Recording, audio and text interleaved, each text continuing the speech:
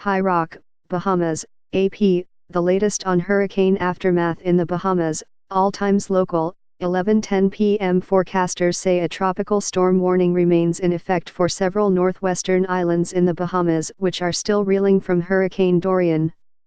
In a Thursday night advisory, the National Hurricane Center says a tropical disturbance is slowly moving over the southeastern Bahamas. The storm is about 320 miles, 515 kilometers, southeast of Freeport on Grand Bahama Island. The disturbance has maximum sustained winds of 30 mph, 48 km per hour, and is moving to the northwest at 2 mph, 3.2 km per hour. Forecasters say the system could become a tropical storm within the next day or two. Heavy winds and rain are expected within the northwest Bahamas on Friday and Saturday, except for Andros Island.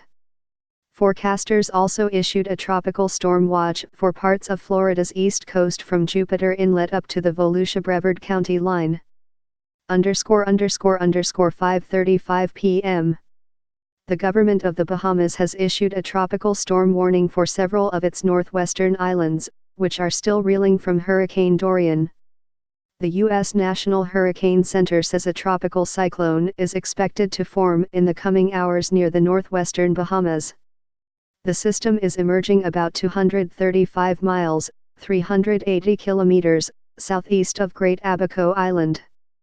The disturbance has maximum sustained winds of 30 mph, 45 km per hour, and is moving to the northwest at 8 mph, 13 km per hour. Forecasters say the system could become a tropical storm within the next day or so. Heavy winds and rain are expected within the northwest Bahamas by late Friday, except for Andros Island. The Hurricane Center says people on Florida's east coast should monitor progress of the storm system. _____2:45 p.m. UN Secretary General Ant.